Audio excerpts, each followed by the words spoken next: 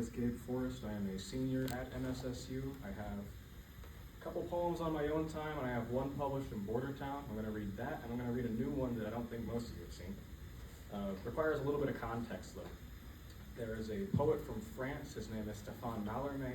He was a symbolist, and he's a very strange sort of guy aesthetically. His whole thing was like, say, if he wanted to write about the beauty of the ocean, he would only use images of trees and leaves. He would scour everything personal from the poems. See, Mallarmé is a poet that a great late friend of mine really, really loved and thought Mallarmé was the best ever. But Mallarmé has this little sonnet. It doesn't have a title, but usually people just call it Sonnet on X, because every other line rhymes with a word that ends with the letter X, which is a weird conceit, ain't it?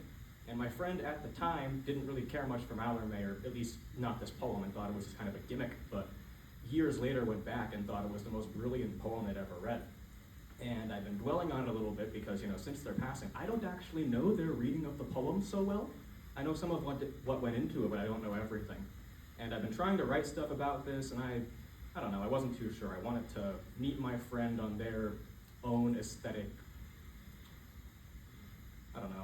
rules, like ideas, what they thought should be, meet them in the middle. So, instead of a sonnet on X, we have a sonnet initially on the X. Whispers within an infolded calyx.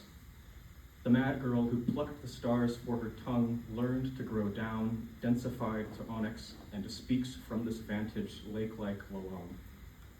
A double-crossed Acheron you oathed on sticks, the shadow of fate's axe between us hung.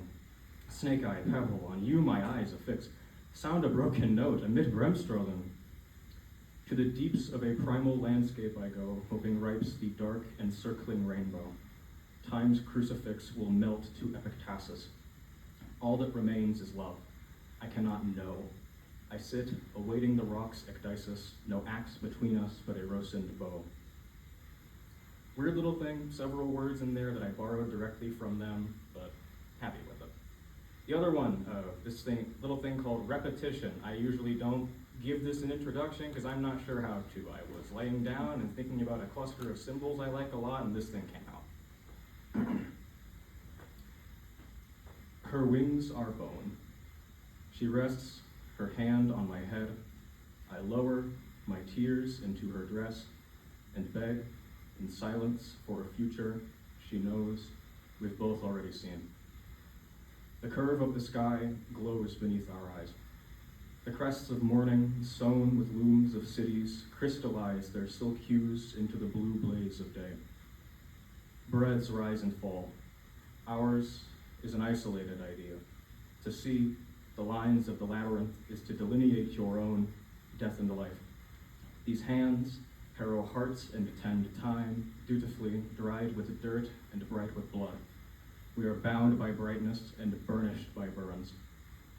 The people awaken and walk to their jobs, their days. The pixels of skyscraping windows, dim stars previously permanent. Labor libates liberties of modern life, and life lurches in streetcar seats. Are they not one? He and she, their they a union unlike ions, an atomistic integrity, allegory and jealousized by arraying mirrors, fluttering not through time, but within it. The trace trembles just as they do. Their tremors are a natural consequence, a reverberation of movement already made and soon to be.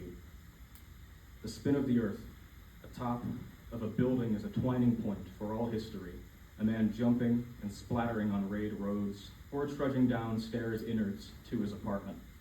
A gleaming gray, monosyllabic, not like a mantra, but more so a drone, a desolate moan of artifice cannibalizing its own flesh, unable to reach bone.